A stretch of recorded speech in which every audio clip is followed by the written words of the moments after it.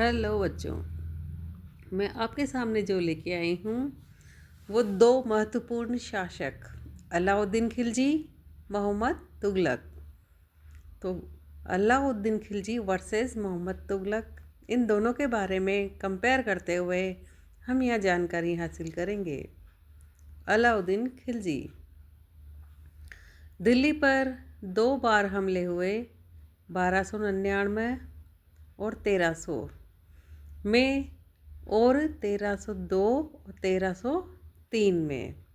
ठीक है, एक तो 1299 1300 में और एक 1302 1303 में। इनका सामना करने के लिए अलाउद्दीन खिलजी ने एक विशाल स्थायी सेना खड़ी की। ठीक है ना। और मोहम्मद तुगलक ने क्या किया? मोहम्मद तुगलक के शासन के प्रारंभिक वर्षों में सल्तनत पर हमला हुआ, मंगोल सेना परास्त हो गई। मोहम्मद तुगलक को अपनी सेना की शक्ति और अपने संसाधनों पर इतना विश्वास था कि उसने ट्रांस ऑक्सियाना पर आक्रमण की योजना बना ली। एक स्थायी सेना तैयार करना उसका आक्रामक कदम था। दूसरी बात, अलाउद्दीन खिलजी ने अपने सैनिकों के लिए सोरी नामक एक नया गैरिसन शहर बनाया। क्या किया? गैरिसन शहर। गैरिसन होता है सैनिकों को रखने के लिए एक शहर बनाया है ना, यहाँ सैनिकों के पूर्ण तरह से सुरक्षित रखा जाता है, उसे बोलते हैं गैरिसन शहर। तो अलाउद्दीन खिलजी ने सोरी नामक स्थान पर एक गैरिसन शहर बनाया। अब मोहम्मद तुगलक पे चलते हैं। नया गैरिसन शहर बनाने के स्थान पर दिल्ली के 4 शहरों में से सबसे पुराने शहर दिल्ली एक कोहना को निवासियों से खाली करवाकर वहां सैनिक छावनी बना दी गई। पुराने शहर के निवासियों को दक्षिण में बनी नई राजधानी दौलताबाद भेज दिया गया। ठीक है। तीसरी बात,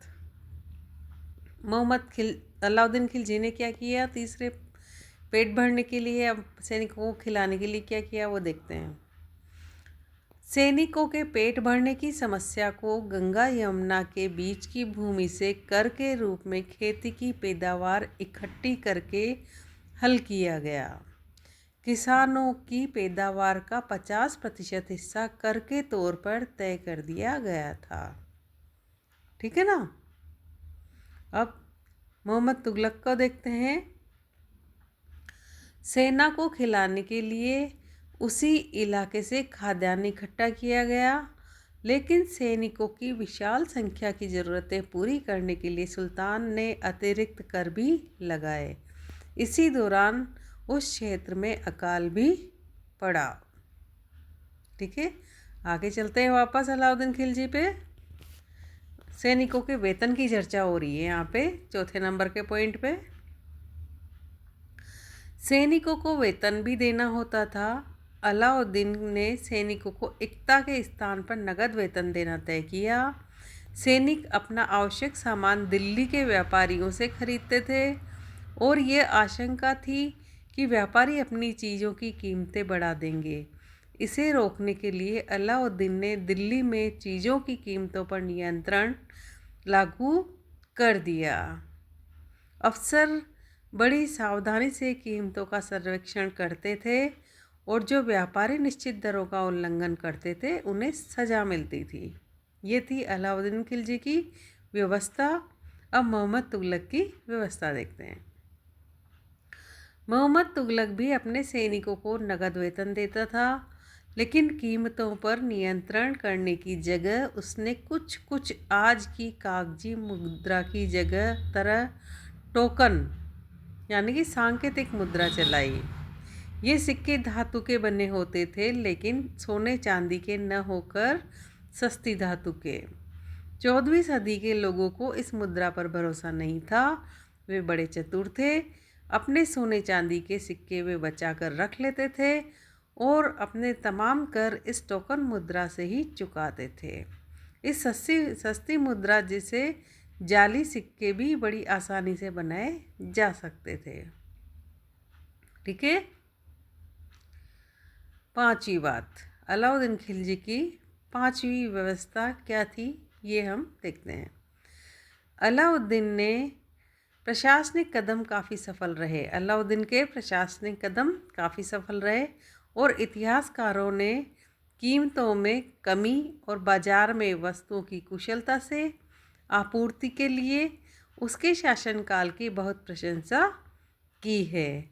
मंगोल आक्रमणों के खतरे का भी उसने सफलतापूर्वक सामना किया। किसने? अलाउद्दीन खिलजी ने। अब पढ़ते हैं मोहम्मद तुगलक के बारे में। मोहम्मद तुगलक द्वारा उठाए गए प्रशासनिक कदम बेहद असफल रहे। कश्मीर पर उसका आक्रमण पूरी तरह विफल रहा था।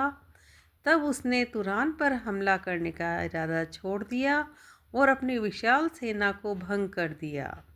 इस बीच उसने प्रशासन संबंधी जो कदम उठाए थे उनसे कई परेशानियां पैदा हो गई। दौलताबाद ले जाने से लोग बहुत नाराज थे। करों में वृद्धि और गंगा यमुना के दोआब ने अकाल से विक्षुब्ध जनता बगावत पर उतर आई और मोहम्मद तुगलक को अंततः टोकन मुद्रा भी वापस लेनी पड़ी। तो ये था कंपेयर अलाउद्दीन खिलजी और मोहम्मद तुगलक के बीच। और ऐसी कई जानकारी आपके सामने लाएंगे। तब तक के लिए हमारे चैनल को लाइक शेयर सब्सक्राइब करें। कमेंट करके बताएं आपको ये जानकारियाँ कैसी लगती है। जय हिंद, जय भारत।